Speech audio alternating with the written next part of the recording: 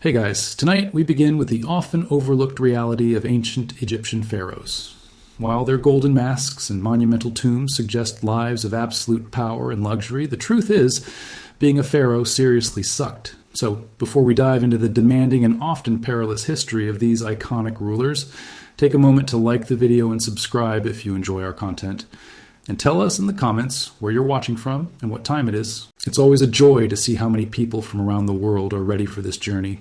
Now, dim the lights, close your eyes, feel your body deeply relax, leaving the tiring day behind. And let's ease into tonight's journey together. When you think of a pharaoh, you might imagine limitless power, grand palaces, and a life free from mortal worries. But for the person beneath the double crown, existence was less about divine leisure and more about an endless test of endurance, both physical and psychological. It wasn't just a title. It was a life sentence of unimaginable pressure and constant threat. Picture this. You've just inherited the throne of ancient Egypt. Your home is a sprawling palace, but it's less a sanctuary and more a public stage, with rituals and expectations dictating every moment. There's no true privacy, no escape from the watchful eyes of priests and courtiers, and definitely no rest from the divine duties that claim your every breath. The inside of your golden existence was usually just a polite couple of degrees above whatever the political temperature was outside. If the court was rife with conspiracy, your divine life was politely slightly less peaceful inside. Congratulations. Nights were often the worst. The weight of Ma'at, cosmic order, pressed down on everything.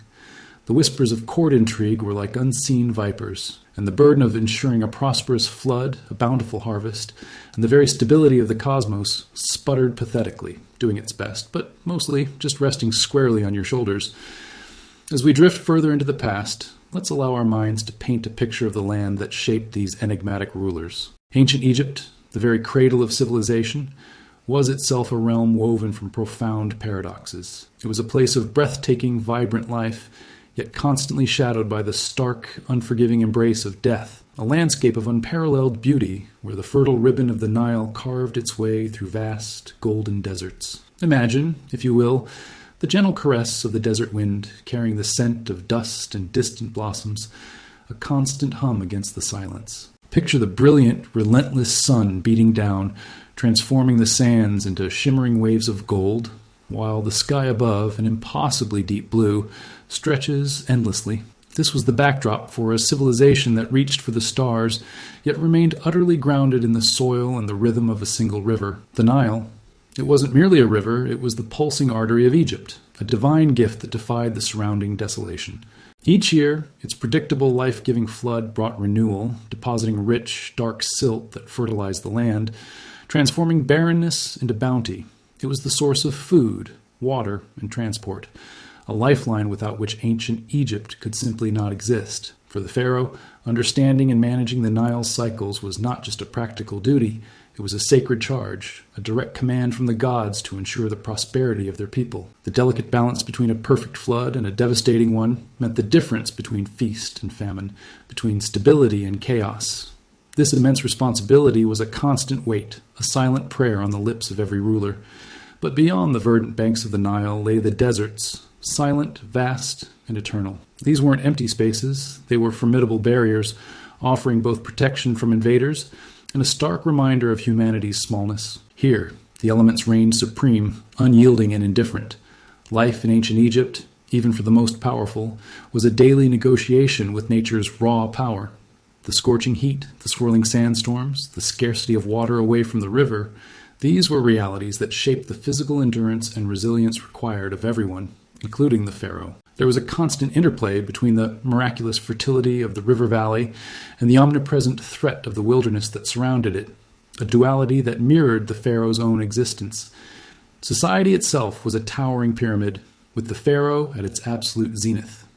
He was not just a king or an emperor, he was the living embodiment of Horus, the falcon god, a bridge between the mortal and divine realms. Below him, a complex web of priests, viziers, nobles, scribes, artisans, farmers, and laborers formed the intricate machinery of the state. Every cog in this vast machine had its place, its duty, its sacred role in maintaining Ma'at, the cosmic order, justice, and balance. For the pharaoh, this meant that his every action, every decree, every ritual performed resonated through every layer of society, affecting the lives of millions. His decisions were not merely political, they were cosmic. The health of the land, the success of the harvest, the very rising of the sun, all were, in some profound way, linked to the Pharaoh's perceived divinity and his unwavering commitment to Ma'at. Consider the weight of that. To be seen as responsible for the sun rising, for the river flooding, for the very rhythm of life. It's an almost unimaginable pressure. While the common perception might paint this as ultimate power, we are beginning to see it as something far heavier, a profound burden. This land of paradoxes, this crucible of life and death, beauty and harshness, was not just their kingdom. It was an extension of their divine self, and its well-being was their eternal, unending task.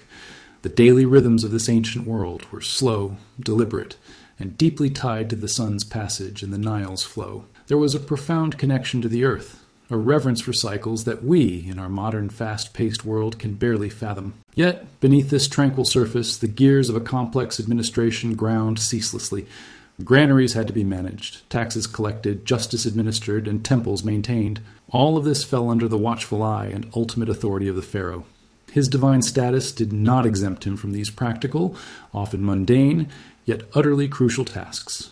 Instead, it magnified their importance, turning every administrative detail into an act of cosmic significance. The very air of ancient Egypt, warm and often heavy with the scent of spices, incense, and the subtle aroma of the Nile, seemed to carry the weight of tradition and expectation.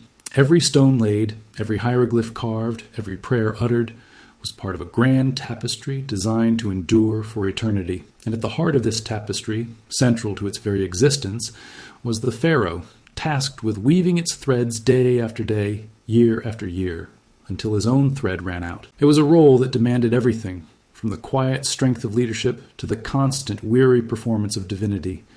This world, so distant and mystical to us, was the inescapable reality for these rulers. A reality of immense beauty, certainly, but also of relentless demand.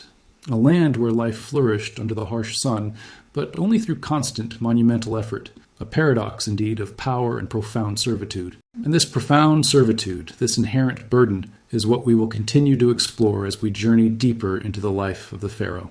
As we continue our journey deeper into the heart of ancient Egypt, we must confront the most striking paradox of all.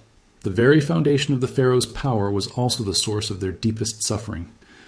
For to be a Pharaoh was to be a living god, yet this divinity was less a gift of limitless freedom and more a sacred, unbreakable chain. It's a profound shift in perspective from the gilded images we often conjure, isn't it? We tend to romanticize the idea of being a deity, imagining ultimate control and effortless existence. But for the Pharaoh, this divine status was an immense, often unbearable burden. Imagine, if you can, the sheer psychological weight of carrying the entire cosmos on your shoulders. This wasn't merely a poetic notion for the Pharaoh.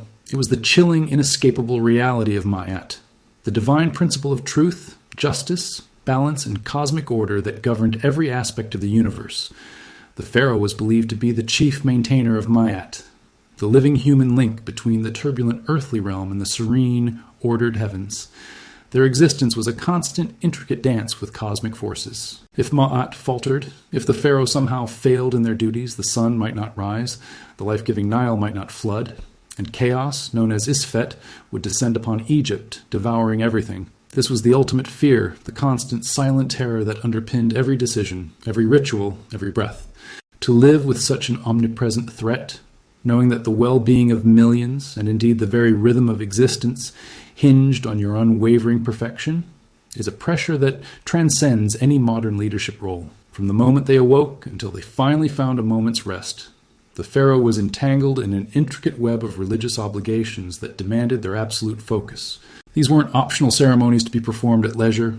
They were vital, daily acts of cosmic maintenance, each one a thread in the delicate tapestry of Ma'at. Imagine, for a moment, the relentless schedule, performing countless purification rituals before dawn, making precise offerings to a pantheon of gods throughout the day, reciting ancient prayers and incantations to ensure the sun's journey across the sky, and participating in elaborate public ceremonies to bless the harvests or consecrate new temples. All of this with the unwavering, deeply ingrained belief that the very survival of your world depended on your perfect, meticulous execution. Every gesture, every word, every sacred act had to be flawless, lest the gods be displeased, and the delicate balance of existence shatter. There was no room for personal doubt, no space for individual desire, no moment of spontaneous, unfiltered humanity.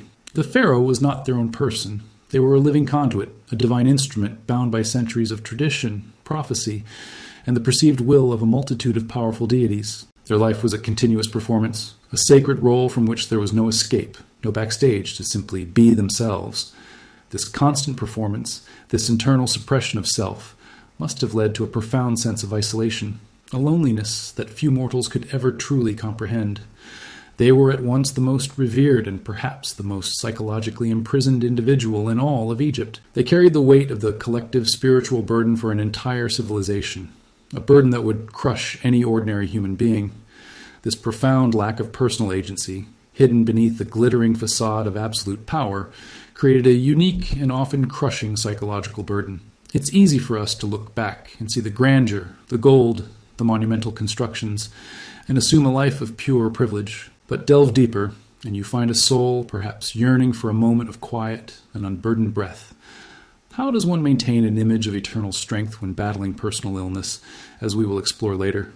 How does one offer comfort to a grieving populace when forbidden to show one's own sorrow? The Pharaoh could not afford to show weakness, grief, or even simple fatigue. They were expected to be eternally composed, a living mirror of the cosmic order they upheld. Each act of divine duty, while outwardly reinforcing their power, inwardly chipped away at their personal freedom, leaving an echo of servitude within the heart of the God-King. So, when we speak of the Pharaoh as a living God, let us not envision boundless freedom, but rather an endless, arduous servitude, a life where the double crown was not merely a symbol of earthly and divine power, but a heavy yoke, binding them to an existence defined by relentless duty, intricate ritual, and the terrifying, unending responsibility for the very fabric of reality. It was a golden cage, magnificent in its appearance, certainly, but suffocating in its reality.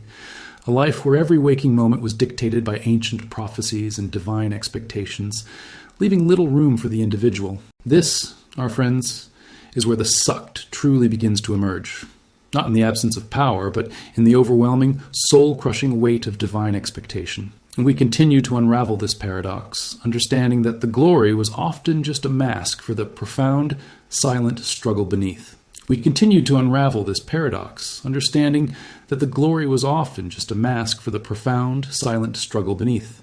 This struggle, this constant performance, manifested most vividly in the Pharaoh's public life. Each appearance was not merely a ceremonial duty, but a carefully choreographed act designed to reinforce their divinity and the stability of Maat. They were expected to be flawless, an unblemished reflection of the gods themselves.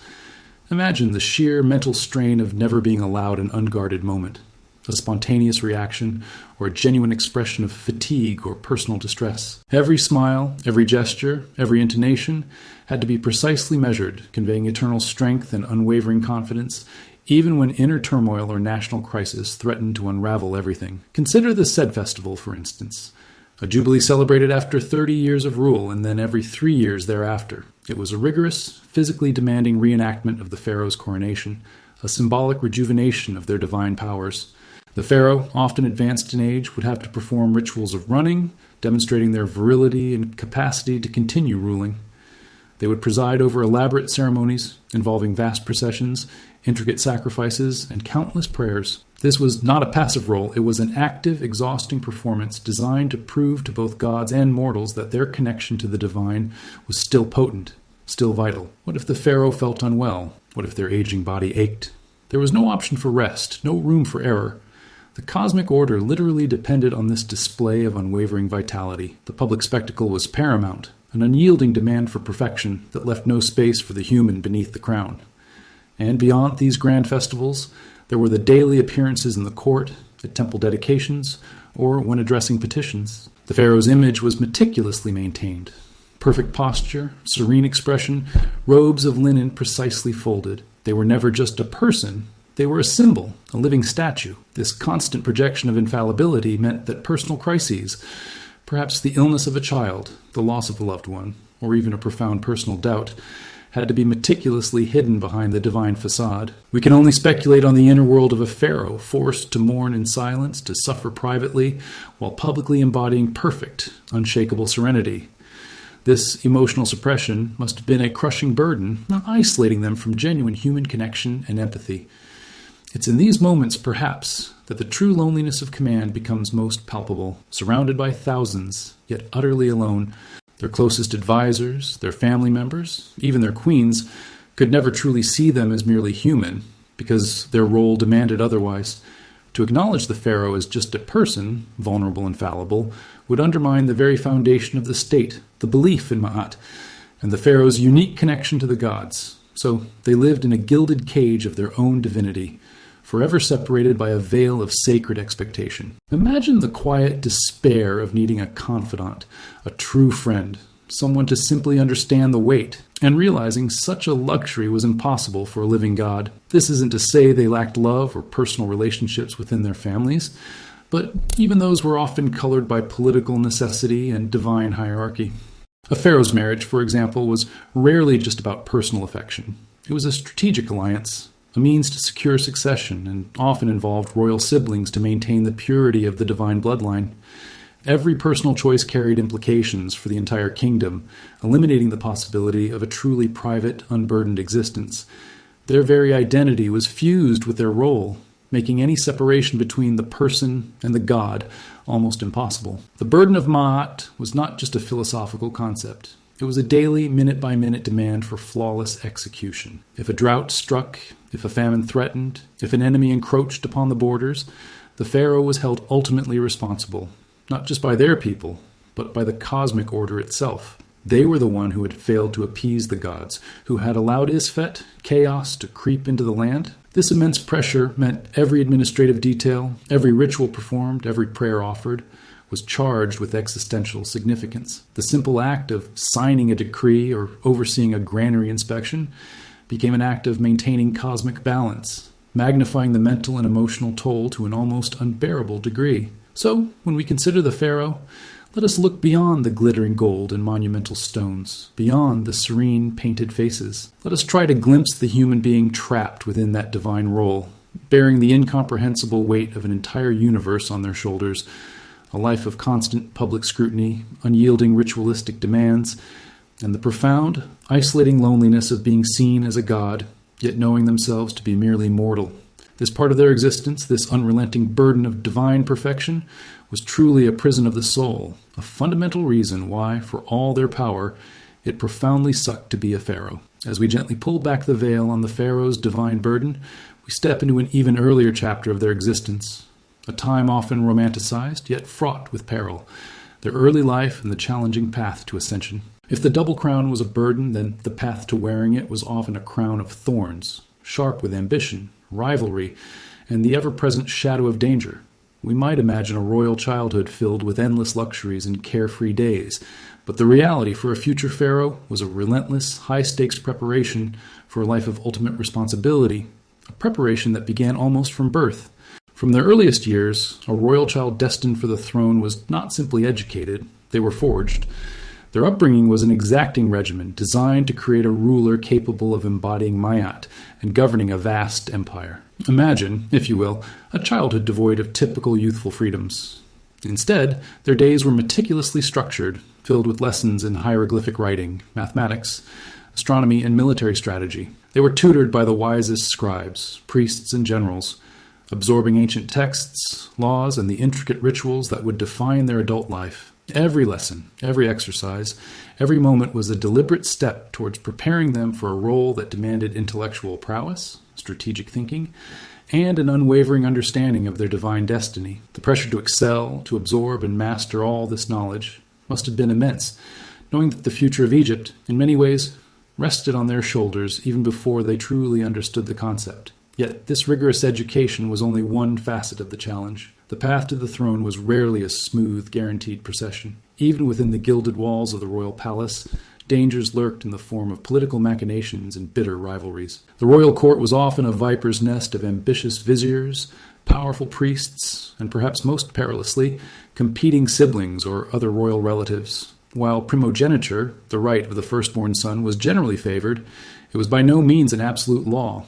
Queens often maneuvered to place their own sons in power, and powerful court factions aligned themselves with various claimants, creating a constant undercurrent of tension and intrigue. Imagine growing up knowing that those closest to you, those who shared your bloodline, might also be your most dangerous rivals. Every interaction could be a test, every seeming alliance a potential trap. The stakes were extraordinarily high.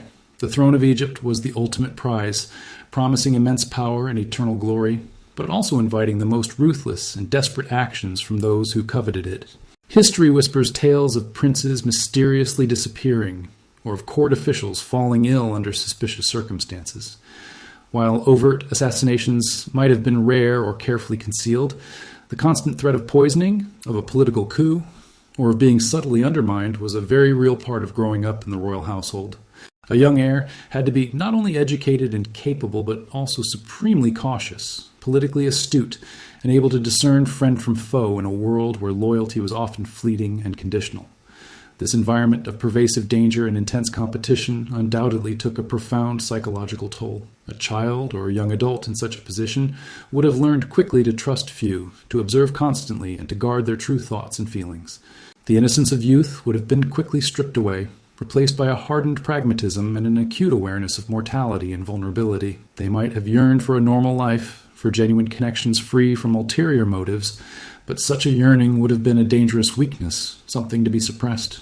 The weight of future responsibilities, combined with the immediate threats of the present, created a crucible of stress and anxiety that shaped these future pharaohs long before they ever wore the double crown.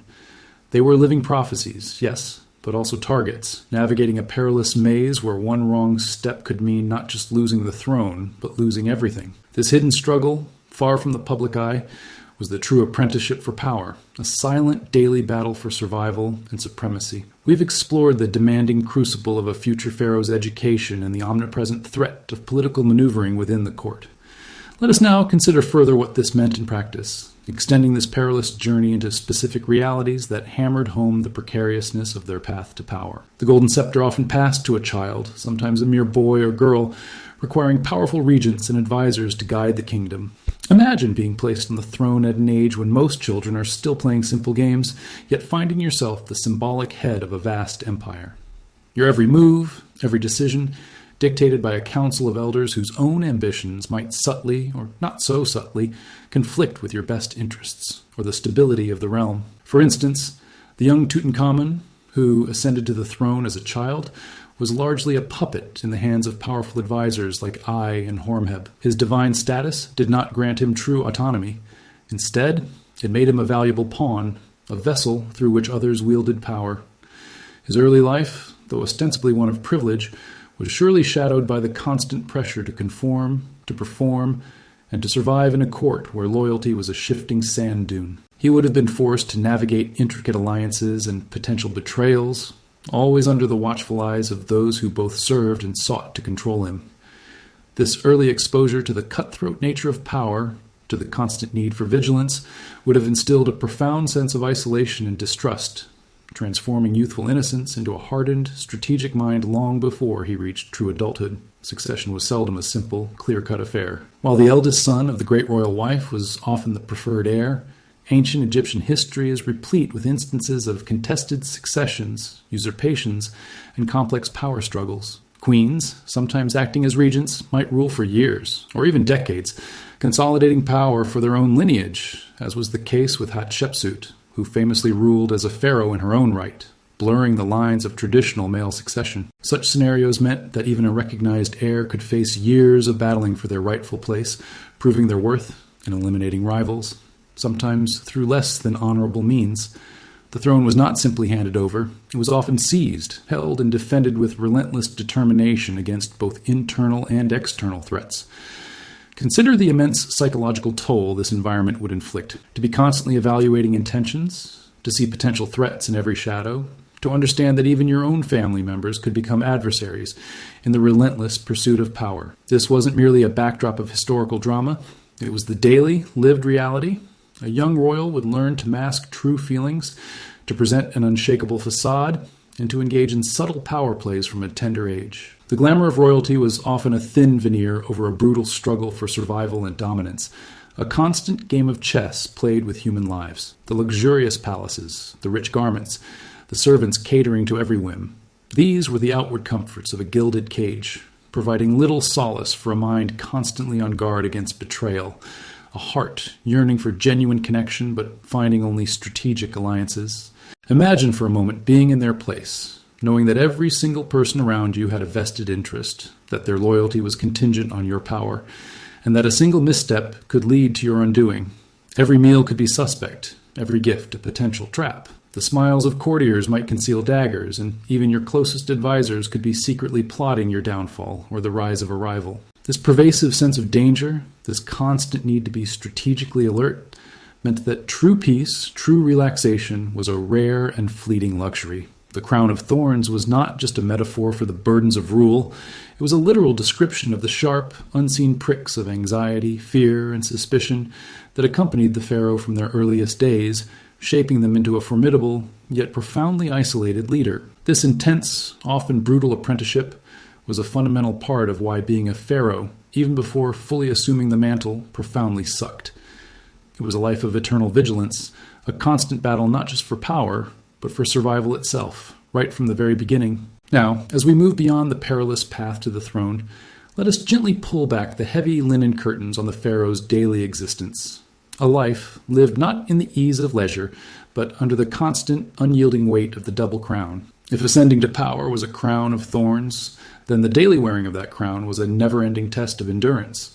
We often conjure images of royalty, living lives of grand indulgence, free from the mundane. But for the pharaoh, every single day was a meticulously choreographed performance, a relentless cycle of duties, rituals, and public appearances that left little room for personal freedom or spontaneous joy.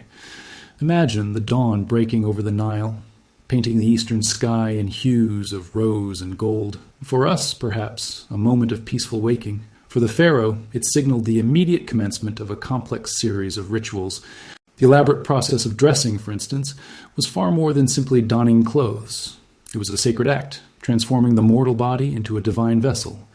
Each piece of linen, each carefully placed amulet, each stroke of kohl around the eyes served a symbolic purpose, preparing them not just for the day, but for their role as the living Horus. Attendants, priests, and perfumers would meticulously assist, ensuring every detail was perfect. There was no personal choice in attire. Every garment, every piece of jewelry was laden with meaning, tradition, and the expectation of divine representation. To simply exist in one's own body, to dress as one pleased, was a luxury entirely unknown to the ruler of Egypt. From that moment until the sun dipped below the western desert, their life unfolded in a relentless rhythm dictated by ancient protocol. The palace, seemingly a private sanctuary, was in reality a bustling stage, perpetually filled with officials, petitioners, and guards. True privacy was an illusion. Think for a moment what it would be like to have virtually no unguarded moments, no quiet corners where you could simply be yourself, unobserved, unjudged. Every meal was served with ceremony, every conversation potentially overheard, every movement scrutinized. The pharaoh was never truly alone, never truly off duty. This constant public scrutiny, this relentless pressure to embody an image of perfection and divinity, must have created an immense psychological burden, forcing a deep internal suppression of their personal self. The administrative duties alone were staggering. The pharaoh was the ultimate authority in a highly centralized state. Each day brought endless meetings with viziers, scribes, and high-ranking officials. Decisions had to be made on everything from the distribution of grain and the collection of taxes to judicial rulings on disputes and the intricate management of vast temple estates.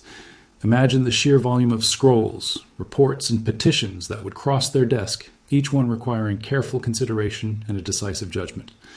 And these weren't just bureaucratic tasks. Each decision resonated with cosmic significance, directly impacting Ma'at. A wrong decision could lead to famine, injustice, or social unrest, threatening the delicate balance of the kingdom. The mental fatigue from such ceaseless, high-stakes decision-making must have been profound, a constant drain on their intellectual and emotional reserves. Beyond the administrative, the religious duties formed the very backbone of their day. We touched upon the weight of Ma'at previously, but here we see it in action, woven into the very fabric of their waking hours. Throughout the day, the pharaoh would participate in or oversee a multitude of religious ceremonies. These could range from daily offerings and prayers in the private temple within the palace to more elaborate rituals in grand public temples. appeasing various gods and ensuring their continued favor. Each ritual was precise, ancient, and utterly essential for the well-being of Egypt. There was no room for spiritual doubt, no moment for personal reflection on faith. It was a performed duty, a continuous act of maintaining the cosmic harmony. The sheer monotony of these endless, repetitive ceremonies, coupled with their profound significance, created a unique form of spiritual and mental exhaustion. The pharaoh's life was a grand and inescapable performance, a role they were born into and could never escape. Compare it, if you will, to the most demanding, high-profile modern role you can imagine: a head of state, a global CEO, a beloved celebrity.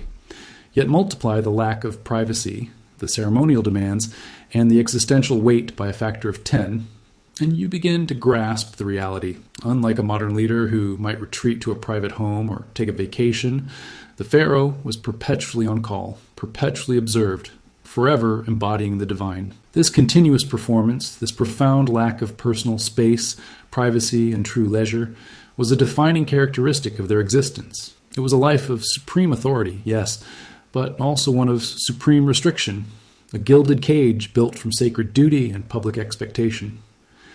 The absence of genuine spontaneity must have been another silent burden. Every meal, every interaction, every procession was governed by strict etiquette and ancient custom. There were no casual strolls through the market, no impromptu visits with friends, no moments of simple, unburdened recreation. The pharaoh's existence was mapped out, preordained, a relentless march through a day filled with obligations. This continuous adherence to protocol, this stifling of personal impulse, must have led to a deep-seated feeling of being an instrument rather than an individual. They were the double crown, the living Horus, the maintainer of Ma'at, but at what cost to the human heart and spirit within? This exploration of their daily reality truly brings into focus the tedious, restrictive nature of their seemingly glorious life, highlighting the profound personal sacrifices inherent in the pharaoh's role. We've already begun to glimpse the meticulous choreography of the pharaoh's daily life, where every moment was a public performance, and every action imbued with cosmic significance. Yet, the layers of restriction deepen further when we consider the very personal aspects of their existence, such as dietary and behavioral protocols. For a pharaoh, what they ate, how they moved, and even how they expressed themselves were not matters of personal preference, but of sacred duty and political necessity. Imagine the table set in the royal palace. While feasts might be held for special occasions, the pharaoh's daily diet was often far from a simple indulgence. It was meticulously regulated, guided by religious purity and the prevailing, often limited, understanding of health. Certain foods might have been forbidden due to religious taboos, seen as impure or unbefitting a living god. For instance, pork was generally considered unclean and avoided. While they likely enjoyed the finest bread, beer, fruits, and vegetables available, even these staples could become monotonous under strict regulation. Furthermore, the constant underlying fear of assassination, particularly through poisoning, meant that every meal could have been a source of subtle anxiety. Food tasters were a necessity, a stark reminder that even the most mundane act of sustenance was fraught with potential danger. This wasn't about savoring a meal, it was about surviving it, a constant low-level vigilance that permeated even moments of supposed nourishment. Beyond diet, their very behavior was a masterclass in controlled composure. A pharaoh could not afford to show anger freely, to openly express fear, or to reveal personal vulnerability. Their divine image demanded an almost unnerving serenity, an unshakable poise in the face of any challenge. Think of the constant self-control required. Never slouching, always maintaining a dignified posture, choosing every word with meticulous care and responding to every situation with the measured wisdom of a deity. Laughter, genuine and unrestrained, might have been a rare luxury, reserved for the most private and trusted company.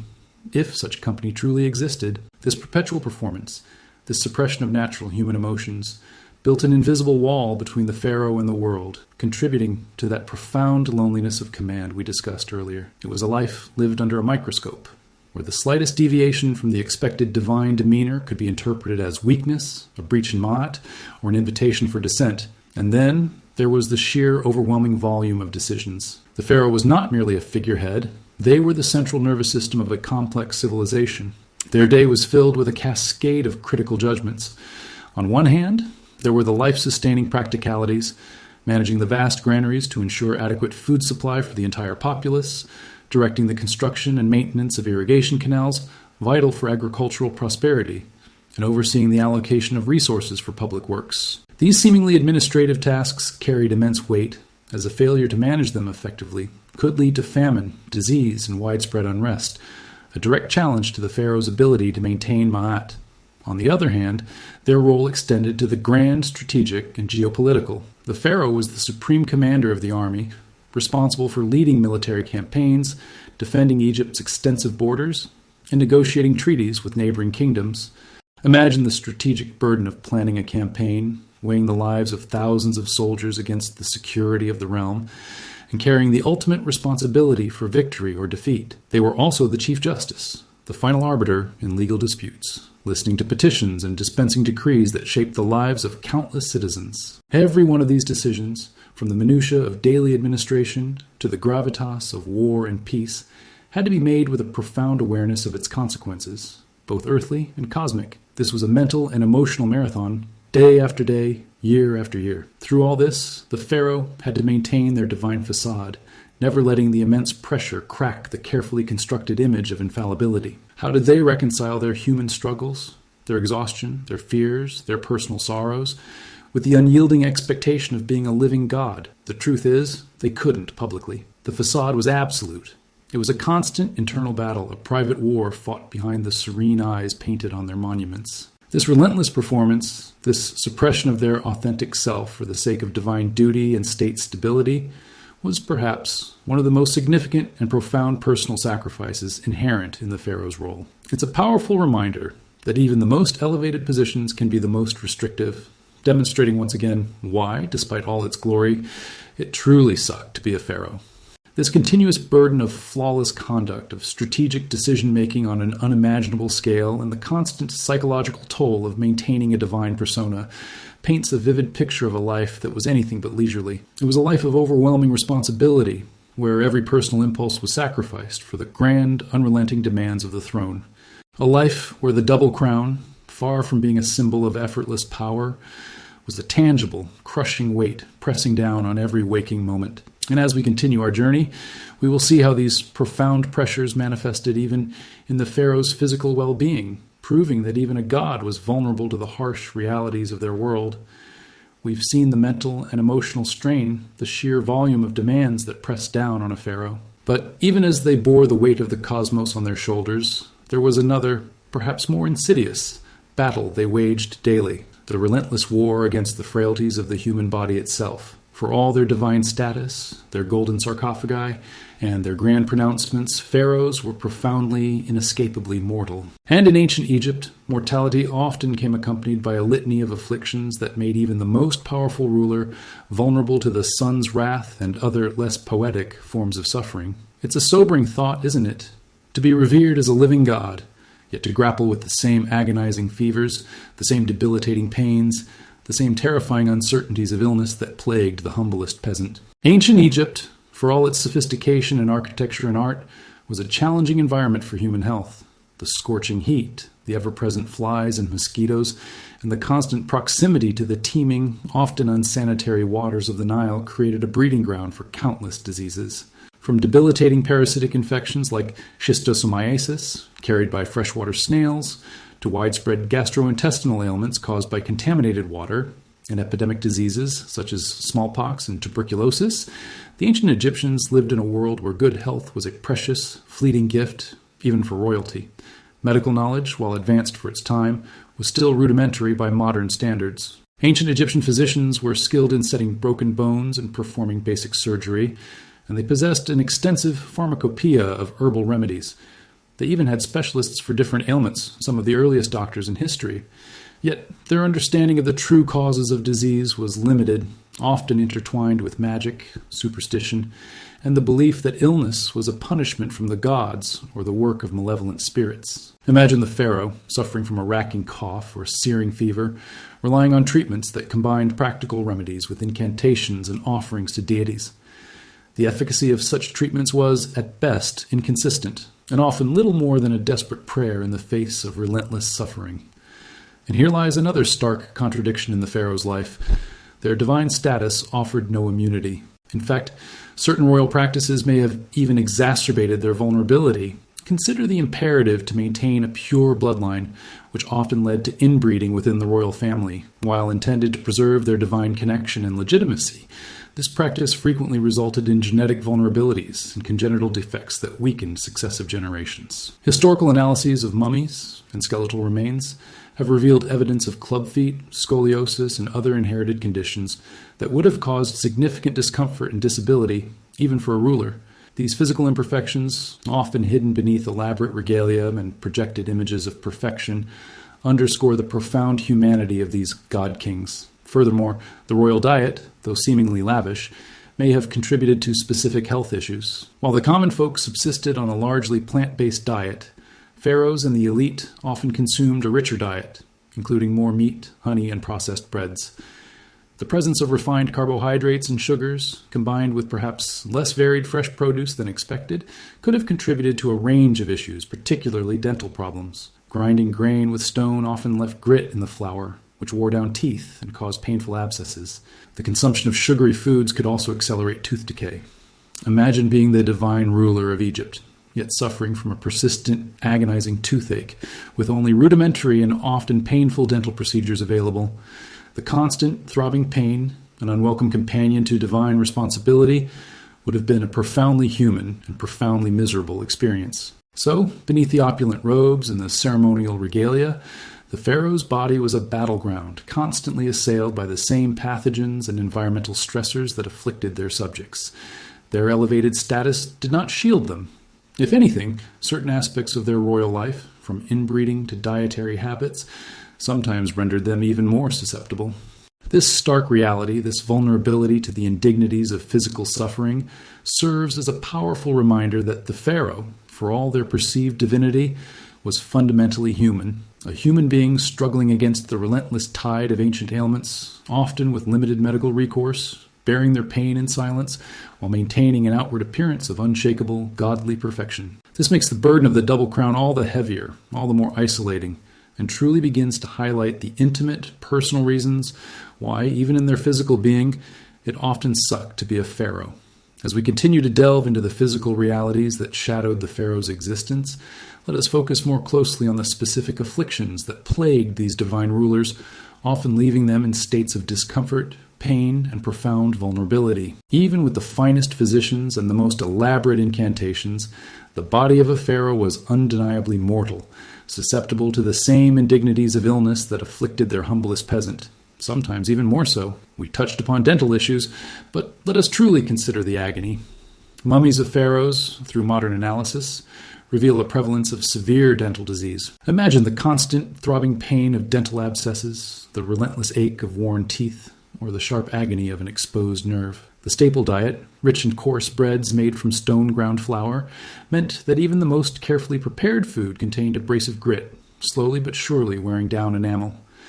This was further exacerbated by the consumption of sticky dates and honey. Dental hygiene was rudimentary at best, and there were no modern painkillers, no advanced fillings, no root canals. The only recourse for severe pain might have been the extraction of the tooth, a brutal and agonizing procedure performed without anesthesia, leaving the pharaoh to endure the throbbing aftermath while still maintaining their divine composure. What quiet suffering they must have borne, day after day, year after year. The persistent thrum of pain a constant, unwelcome companion to their sacred duties. Obesity was also a common issue, particularly among later pharaohs.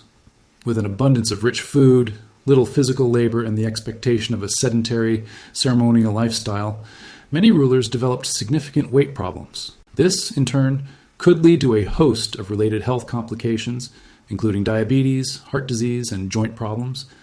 The monumental effort required for a public figure to perform rituals like the Sed festival, when burdened by excess weight and the associated physical discomforts, becomes all the more poignant. Their elaborate clothing would have hidden the physical reality, but the internal strain and decreased mobility would have been an ever-present reminder of their physical limitations, a stark contrast to their image of divine vigor. Beyond these, parasitic infections were rampant, a silent scourge across all levels of ancient Egyptian society, pharaohs included. The life-giving Nile, while essential, was also a vector for diseases. Schistosomiasis, a debilitating illness caused by parasitic worms, was endemic. Its symptoms include chronic fatigue, abdominal pain, and internal organ damage. The pharaoh, constantly drinking from the Nile, bathing in its waters, or interacting with people who did, was inevitably exposed. Imagine feeling perpetually exhausted, experiencing chronic discomfort, or suffering from the invisible internal damage of a parasitic infection, all while being expected to project an image of perfect health and divine strength. The impact on their energy levels, their concentration, and their overall well-being must have been immense, adding another layer to their silent suffering. The very environment itself contributed to their afflictions. The relentless heat of Egypt was a constant challenge, leading to dehydration, heat stroke, and discomfort. Flies and mosquitoes, ever present, were not merely nuisances, but carriers of disease. Trachoma, an infectious eye disease spread by flies, could lead to blindness. Malaria, carried by mosquitoes, brought recurrent fevers and chills, debilitating anyone, even a pharaoh, for days. Such illnesses would not only cause physical suffering, but also disrupt their vital duties and public appearances, creating immense pressure to recover quickly or to conceal their symptoms. The sun's wrath was not just a metaphor for divine anger, but a very real threat from the elements, impacting the pharaoh's health directly and relentlessly. And what of the medical treatments available? While Egyptian medicine was progressive for its era, much of it would be considered ineffective or even harmful by modern standards. Ancient texts describe treatments often included concoctions of herbs, animal parts, and minerals applied as poultices, ingested as potions, or even used as enemas. Some remedies, like honey, had antiseptic properties, but others were inert, or worse. For example, some treatments for eye conditions involved lead-based coal, which, while aesthetically pleasing, could have contributed to lead poisoning over time. Ancient texts also describe practices like trepanation, drilling holes in the skull, for certain head ailments, a terrifying and incredibly risky procedure. The pharaoh, desperate for relief from their many ailments, would have been subject to these often painful and frequently ineffective interventions, enduring not only the disease but also the dubious cures. This deep dive into the pharaoh's health paints a profoundly human picture, stripping away the layers of divinity and revealing the fragile mortal beneath. Their gilded life did not protect them from the relentless assault of disease, environmental hazards, or the limitations of ancient medicine. Instead, their unique circumstances, from the pressures of inbreeding to the nature of their diet and the inescapable environment, often amplified their suffering. To be a god-king, yet to wake each day with an aching tooth, a rumbling stomach from parasites, or body racked with fever, was a stark and humbling reality. This constant physical struggle, often born in utter silence, away from the eyes of their people, was a profound and intimate reason why, even in their physical being, it often sucked to be a pharaoh. It was a life where the body, for all its divine adornments, remained stubbornly and painfully human. We have journeyed through the intimate struggles of the pharaoh's physical being, uncovering the very human vulnerabilities that lay beneath the divine facade. Now, let us turn our gaze from the internal battles to the external, yet equally crushing demands of their reign. The monumental projects that defined their legacy, but also consumed their very existence. For while we gaze in awe at the pyramids, the towering temples, and the magnificent obelisks, few truly grasp the immense pressure, the logistical nightmares, and the sheer brutal human cost these structures imposed upon the ruler who commanded their creation. Imagine, if you will, the weight of expectation. From the moment a pharaoh ascended to the throne, the silent, omnipresent demand for monumental construction began. It wasn't merely a desire for grandeur, it was a sacred duty, a tangible expression of their divinity and their commitment to Ma'at. Each pharaoh was expected not just to maintain, but to expand and surpass the glories of their predecessors. Their legitimacy, their eternal life, and the very stability of the cosmic order were believed to be intrinsically linked to the scale and magnificence of the monuments they left behind. This wasn't a choice. It was an existential imperative. The construction of their own tomb, their eternal home, often began almost immediately upon ascension, a constant physical reminder of their impending mortality and the urgency of their legacy. Consider the sheer scale of such undertakings. Take, for instance, the Great Pyramid of Giza, a single structure containing an estimated 2.3 million stone blocks, each weighing on average 2.5 tons, with some individual blocks weighing up to 80 tons. Or imagine the Karnak Temple complex, a sprawling sacred city built and expanded over centuries by numerous pharaohs, its massive pylons and towering columns bearing witness to millennia of devotion. To commission such a project was to embark upon a logistical nightmare of epic proportions, a challenge that would humble even the most advanced modern construction firm. And the pharaoh was not merely the patron, They were the ultimate superintendent, the divine orchestrator responsible for every stone, every laborer, every minute detail. The planning alone was an intellectual feat. Architects, engineers, and overseers had to calculate angles, structural integrity, and the precise alignment with celestial bodies. Resources had to be meticulously managed. Where would the stone come from? Vast quarries, sometimes hundreds of miles away, like those at Aswan for granite or Tura for limestone, had to be opened and worked. How would these colossal blocks be transported? Down the treacherous Nile, then dragged across miles of desert by sheer human muscle and ingenuity. This required an army of specialized workers, quarrymen, boatmen, ramp builders, and tens of thousands of skilled laborers and peasants, all organized, housed, fed, and managed. The immense human effort involved is almost unfathomable. Countless hands, backs, and minds dedicated to moving mountains, literally at the command of one man. The cost was not just in human labor, but in the kingdom's entire treasury. These projects consumed vast quantities of raw materials, food to feed the workers, tools, and administrative oversight. Every monumental undertaking was a colossal drain on the state's resources, often diverting wealth and labor from other essential areas like agriculture or military defense. For the pharaoh, this meant a constant balancing act. How to fund these divine necessities without bankrupting the kingdom or provoking unrest among a populace whose resources were being channeled into these grand statements of power. The pressure to complete these projects, often within their lifetime, before their own death, was relentless. It was a race against time, against the elements, and against the very limits of human capability, all to secure a legacy that was both an eternal promise and an immediate, overwhelming burden. This was not a leisurely pursuit of artistic expression. It was hard, demanding, and often dangerous work, both for those who built and for the pharaoh who commanded.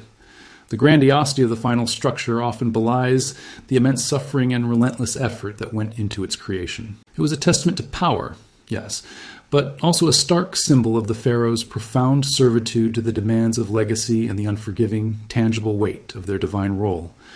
They were the builders of empires, certainly, but they were also profoundly burdened by the very bricks and stones that formed their eternal monuments. As we reflect on the monumental scale of these ancient construction projects, we must also consider the profound and often devastating impact they had on the pharaoh's reign, extending far beyond the initial awe. These symbols of power, meant to project eternal might, were simultaneously enormous drains on the pharaoh's most precious resources, their time, their energy, and the very stability of their kingdom. The grandeur we admire today was built upon a foundation of immense economic strain and the constant threat of social upheaval. Imagine the economic strain on an agrarian society, however fertile, to continuously fund such vast undertakings. The vast quantities of grain, oil, and textiles needed to feed, clothe, and pay the tens of thousands of laborers year after year represented a colossal diversion of resources. This wasn't merely budgeting. It was an intricate, precarious balancing act, demanding the pharaoh's constant attention. A lean harvest, a sudden famine, or a drop in trade could quickly turn an ambitious building project into an economic disaster, threatening the well-being of the entire populace. The pharaoh, as the ultimate guarantor of prosperity, would bear the full weight of such a crisis, their divine status offering no shield against the harsh realities of economic mismanagement. They had to be both visionary architect and frugal accountant, a relentless dual role that left no room for error.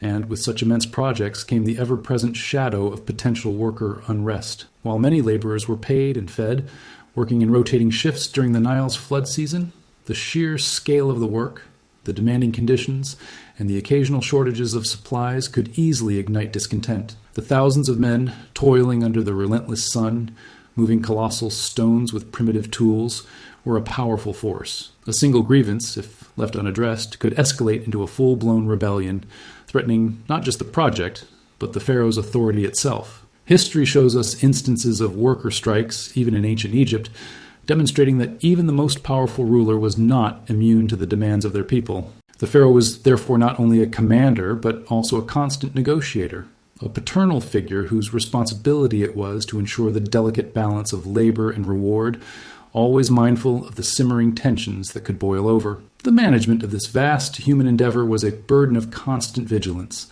a silent anxiety in the heart of the ruler. This constant supervision was a relentless demand on the pharaoh's personal time and energy. While they had viziers and overseers, the ultimate responsibility, and often the need for direct oversight, fell upon the divine king. Imagine the endless reports, the logistical challenges, the need to personally inspect sites, perhaps journeying for weeks to distant quarries or construction zones.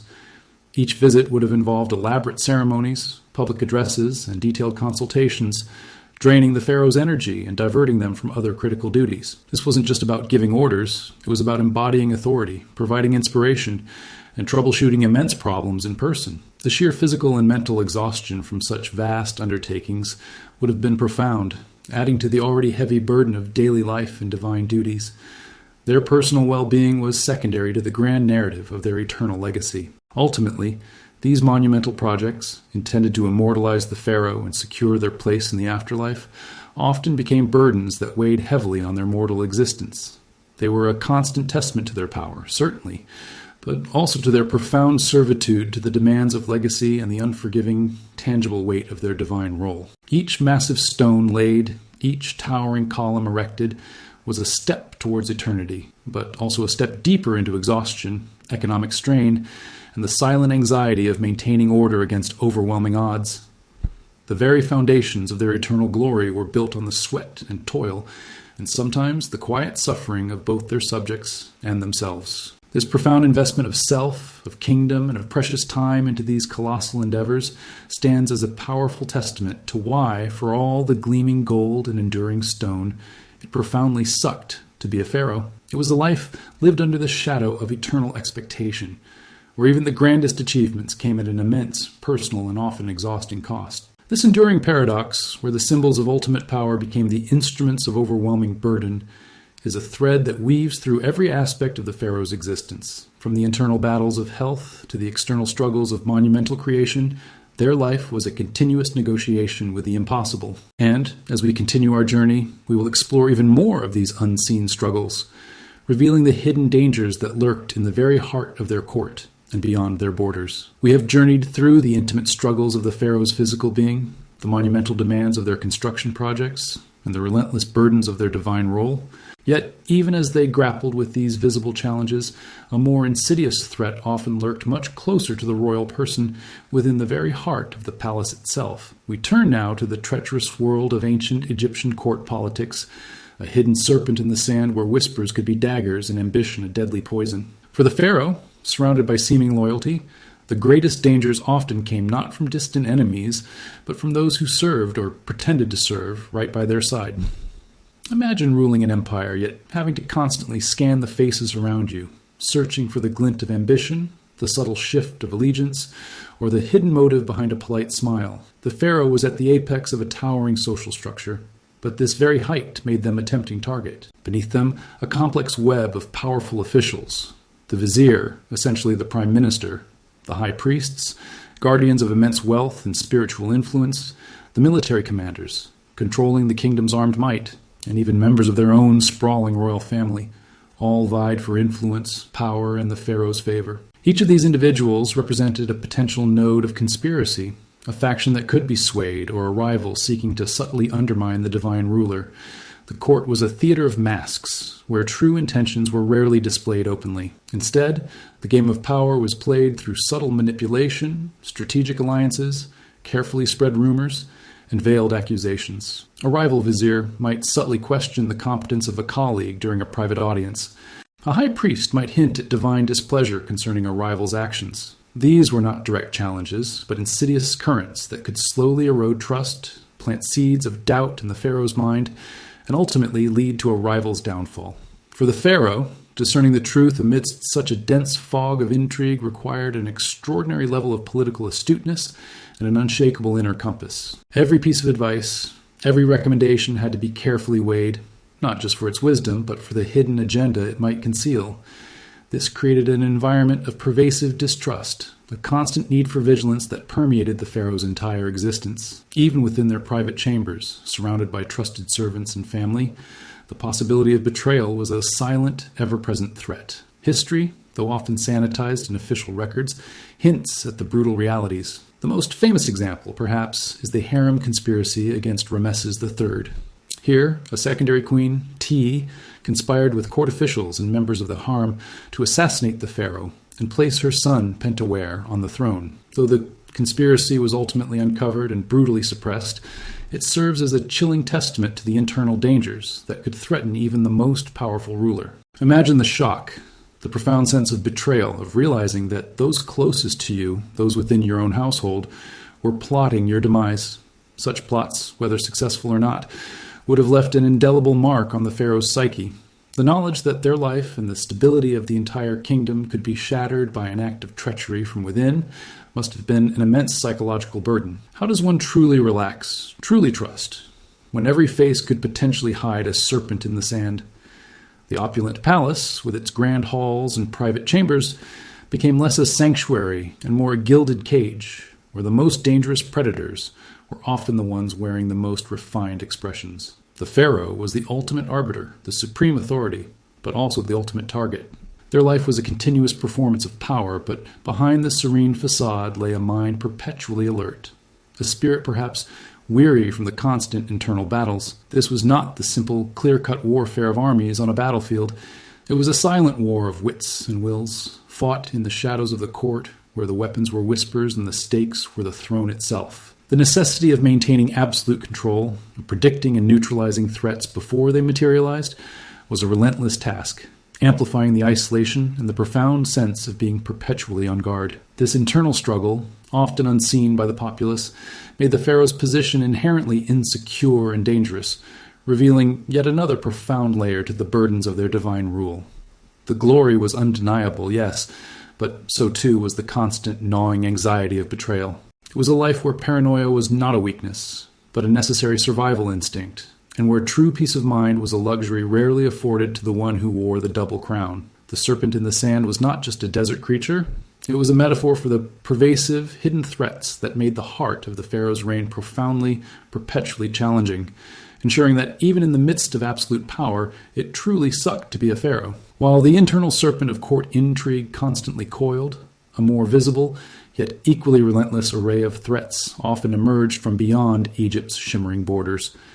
The vast, fertile realm, a jewel nestled between deserts and sea, was never truly a static entity. It was a contested prize, always vulnerable to the ambitions of neighboring kingdoms, the restless stirrings of vassal states, and the opportunistic raids of nomadic peoples. For the pharaoh, the maintenance of this empire was a perpetual act of strategic vigilance, a heavy burden that extended far beyond the gilded palace walls.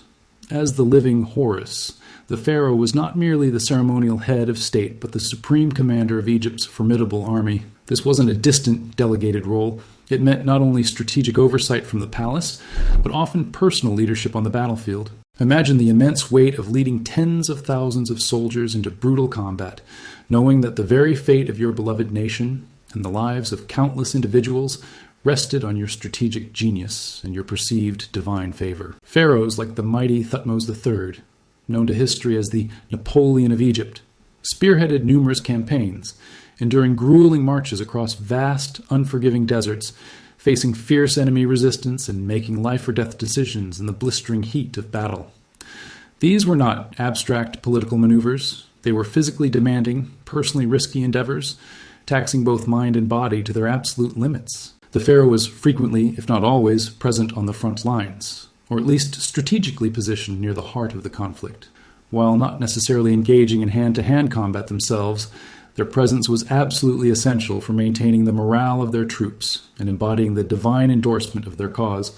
This proximity, however, exposed them to very real physical danger: the whizzing arrows, the thundering chariots, and the sheer, unpredictable chaos of ancient warfare.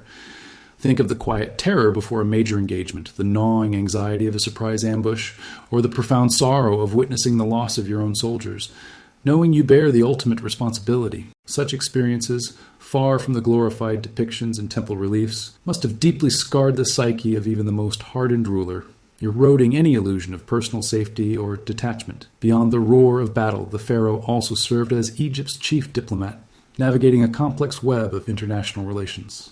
This involved endless correspondence, often meticulously inscribed on clay tablets, with other powerful rulers of the ancient world, like those of the Hittites, the Mitanni, and the various Babylonian kingdoms. These were rarely simple, friendly exchanges. They were delicate dances of power requiring shrewd judgment, infinite patience, and the unwavering ability to project an image of unshakable strength, even when the internal situation back home was precarious. A single diplomatic misstep, a misread intention, or poorly chosen word could easily trigger a devastating war or irrevocably undermine Egypt's prestige and influence among its peers. The weight of these high-stakes negotiations, where peace and war hung in the balance, was a constant mental burden. Egypt's extensive borders, particularly in the east towards the Levant and in the south towards Nubia, were under perpetual threat from various nomadic tribes, Libyan incursions, and rival kingdoms. Maintaining garrisons, constructing formidable fortresses, and organizing continuous patrols to guard against these threats was an ongoing, incredibly expensive, and often thankless task. The pharaoh had to allocate significant resources and manpower to this perpetual defense, often diverting them from other essential needs within the kingdom, such as agriculture or monumental building projects. This created a constant state of alert, a low-level hum of anxiety about the next incursion, the next challenge to Egypt's hard-won security. Peace, when it came, was often a fragile, fleeting respite, and vigilance an ever-present companion. The strategic burdens and personal risks associated with military and diplomatic leadership were immense. Pharaohs were expected to be fearless, decisive, and, above all, victorious. Failure was not merely a setback. It was an existential threat, as it could be interpreted as a sign of divine disfavor, irrevocably undermining their legitimacy and the cosmic order of Ma'at. The weight of these life and death decisions, the responsibility for thousands of lives, and the ever-present specter of external aggression added yet another profound layer to the crushing burden of the double crown. It was a life where true peace of mind was a rare and precious commodity, and vigilance a constant, wearying necessity. This relentless external pressure, mirroring the internal intrigues, ensured that even on the grandest stages of power, the pharaoh's existence was steeped in profound challenge and unceasing personal sacrifice. As we journey deeper into the intricate tapestry of the pharaoh's life, we find ourselves confronting a fear far more personal, yet equally critical to the stability of their divine reign than any foreign invasion or internal plot. The shadow of immortality, cast by the precarious nature of succession and their relentless obsession with legacy. For even after navigating the treacherous currents of court intrigue and external warfare, a pharaoh's greatest anxieties often centered on what would happen after their own departure from this earthly realm. Who would inherit the double crown? And, more profoundly, would their name, their dynasty, their very essence, endure for eternity? This wasn't merely a matter of family pride. It was an existential imperative. The pharaoh was the living embodiment of Horus, and their successor would be the next incarnation, ensuring the unbroken chain of divine rule and the continuation of Ma'at. A secure succession was paramount for the stability of Egypt itself. Yet, the path to the throne was frequently fraught with peril, a continuation of the crown of thorns from their early life, extending even into their final days. Imagine the sleepless nights, the quiet anxieties that must have accompanied a pharaoh without a clear heir or with multiple ambitious children vying for favor. Every illness, every accident, every sign of divine displeasure could trigger a scramble for power, plunging the court into a vortex of plots and counterplots. The process of succession was rarely as smooth as the serene tomb reliefs suggest. While the ideal was the eldest son of the great royal wife, historical records are filled with examples of powerful queens manipulating events, viziers aligning with different factions, and even civil wars erupting over the rightful claimant. Pharaohs often took extraordinary measures to secure their chosen heir, sometimes even associating a favored son with the throne during their own lifetime, appointing them co-regent to solidify their position and ensure a peaceful transition. Yet, even these measures offered no absolute guarantee. A co-regent could die prematurely, a sudden shift in political winds could empower a rival, or a pharaoh might pass away unexpectedly, leaving a power vacuum and a kingdom teetering on the brink of chaos. This constant worry, this emotional trauma loop of anxiety about their lineage, was a heavy personal burden, a stark contrast to the divine composure they were expected to maintain. The fear of one's lineage failing, of the royal bloodline being broken, was a profound terror for a pharaoh. It threatened not just their earthly reputation, but their very journey to the afterlife. An uninterrupted succession ensured that the proper funerary rituals would be performed, that their cult would be maintained, and that their spirit, Ka and Ba, would be nourished and remembered in the eternal fields of Aru. To have their name erased, their monuments defaced, or their successor deny their legitimacy was a fate worse than death itself, a damnatio memoriae that could condemn them to eternal oblivion. This deeply ingrained belief fueled an almost desperate obsession with securing not just any heir, but a strong, legitimate one who would uphold their legacy. This obsession manifested tangibly in their relentless drive for monumental construction. Pyramids, temples, and obelisks were not merely public works. They were eternal signposts, physical manifestations of their reign, bearing their names and accomplishments. These were the ultimate delayed payoffs for a pharaoh's life of relentless duty. They invested colossal resources and personal energy, often sacrificing their own comfort and peace of mind,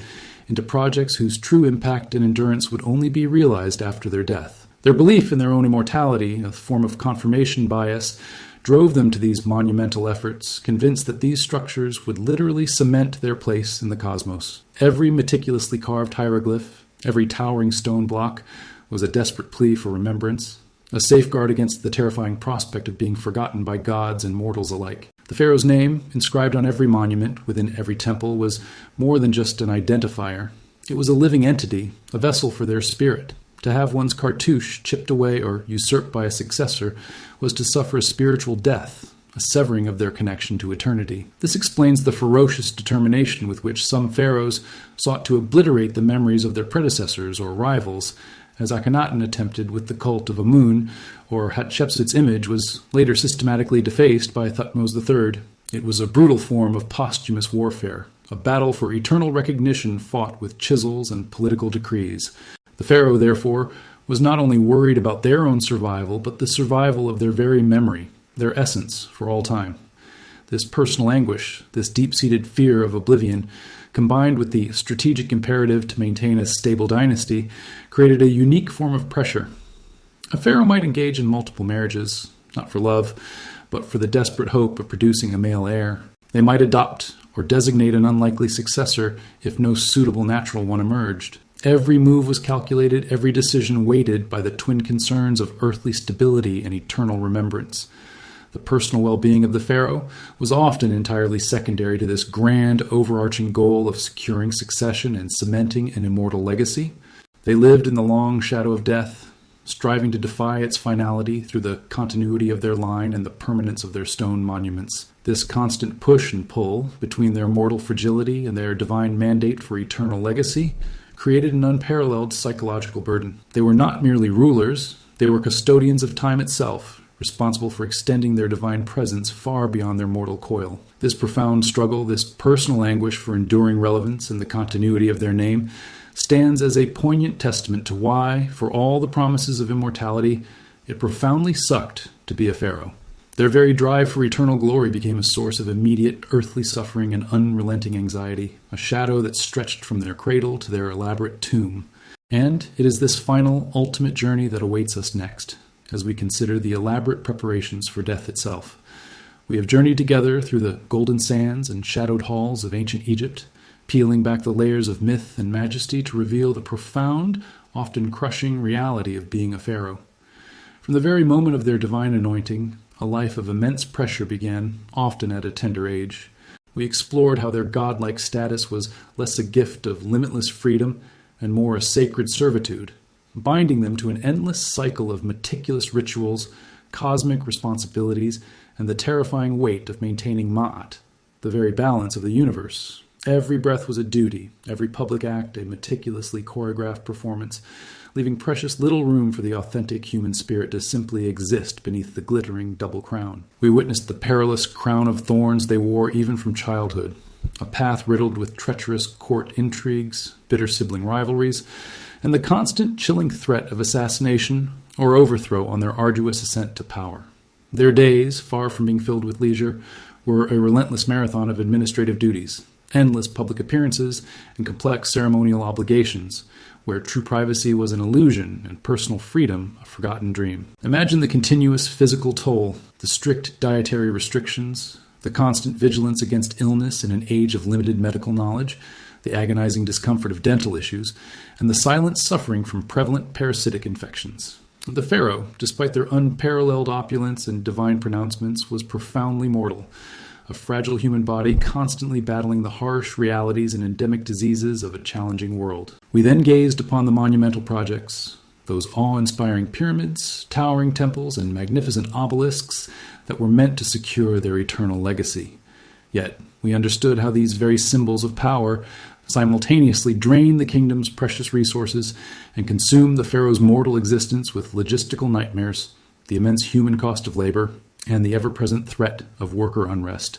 And beneath the surface of their sprawling empire, the serpent in the sand of political intrigue constantly coiled, a silent but deadly threat of betrayal from within their own court, mirroring the relentless external pressures of defending vast borders against ambitious neighboring kingdoms and opportunistic nomadic tribes. Finally, we saw how the shadow of immortality, their fervent obsession with a secure succession and an enduring name, became a deeply personal anguish, a relentless, all-consuming struggle against the terrifying prospect of oblivion that consumed their final years and dictated their every move. Indeed, for all the gleaming gold and boundless power, for all the profound reverence and divine status bestowed upon them, the life of a pharaoh was a profound and often deeply miserable paradox. It was an existence defined by unceasing demands, severe personal restrictions, and a crushing, isolating loneliness at the very apex of society. They were living gods, yes, but gods burdened by inescapable mortal frailties, by profound human anxieties, and by an eternal, unyielding, inescapable duty. Their glory was undeniable, a testament to their ambition and their people's devotion, but the cost, both personal and profound, was truly immense.